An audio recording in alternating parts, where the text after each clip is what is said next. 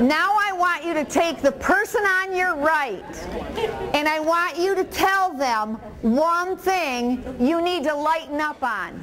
And then after that, the other person gets to talk on what they're going to lighten up on.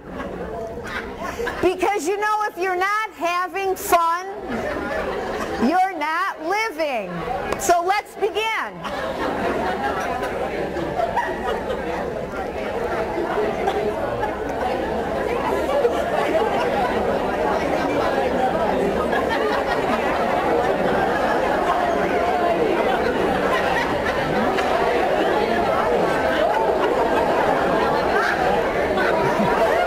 Did you get clown noses? You don't want clown noses, do you?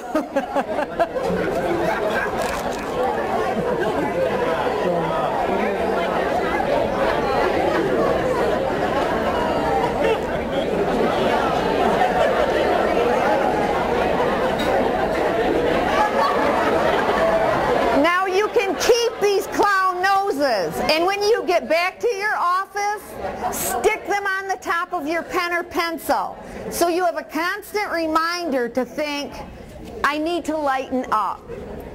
And what happened to this room when we got out the clown noses? Did you notice the energy change? So is everybody finished?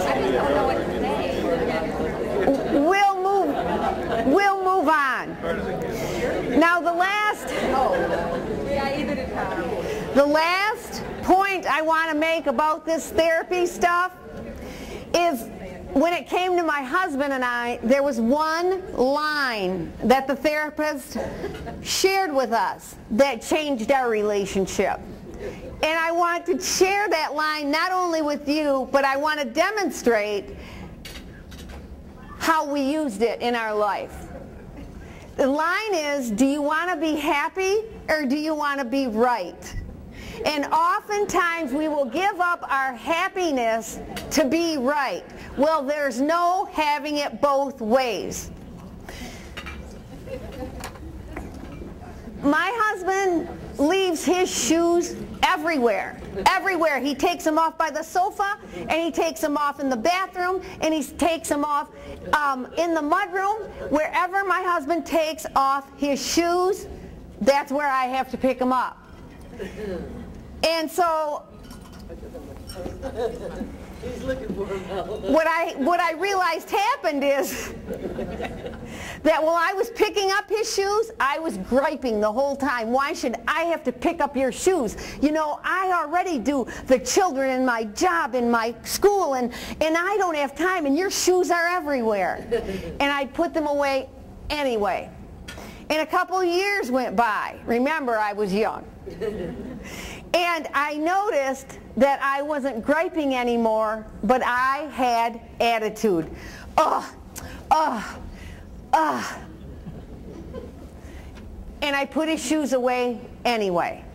A couple more years went by, and I realized that it didn't bother me anymore.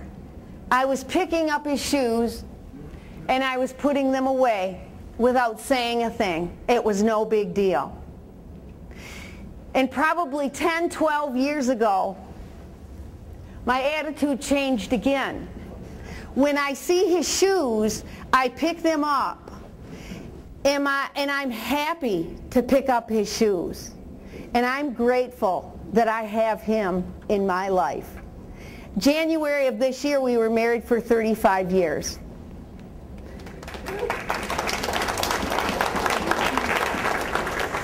So after you increase your balance, your second flying lesson, the next step is to manage your fear. Because we live in such uncertain times, it's so easy to become afraid. We're afraid that our children aren't safe. We're afraid we're going to lose our job. We're afraid we're going to lose our position. We're afraid that somebody will get the raise that I deserve. We're afraid we don't have enough money for when we retire. And we're afraid that we don't have enough time. Those are all valid fears. And then there are universal fears. We're afraid of being ridiculed. We're afraid that we're unworthy. We're afraid that someone might laugh at us. And we're afraid somebody might put us down.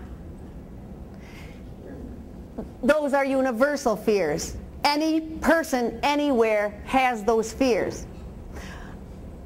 There's ways to deal with your fears.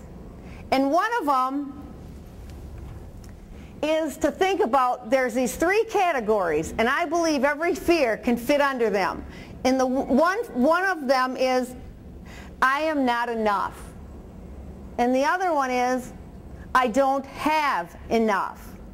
And the third one is, I don't do enough. And what you need to do is shift your perception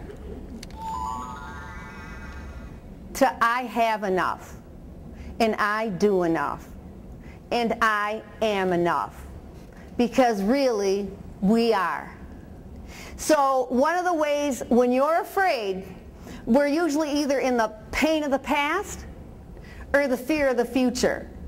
So if you're afraid, one of the ways that you can instantly bring your fear down is to put yourself in the present moment. And today, regardless of what fear you had earlier today, don't you have enough? Don't you do enough? And aren't you enough?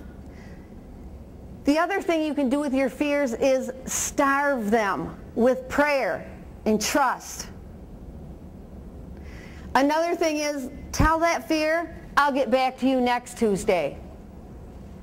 And then next Tuesday you can, and you can tell it the same thing. I want to read what I put in my book about fear.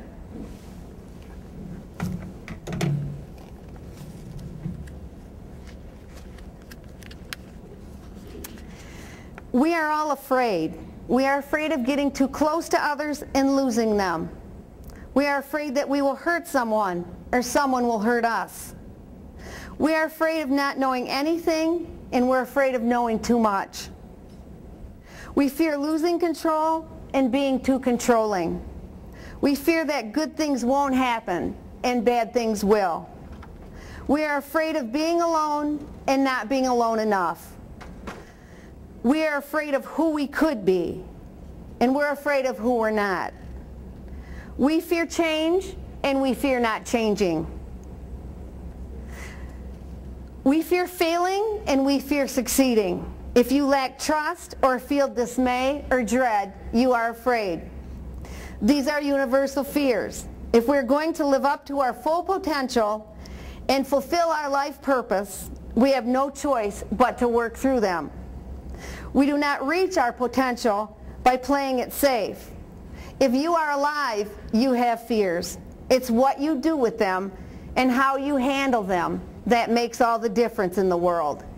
And when you are afraid to take action, ask yourself, who will do this if I don't?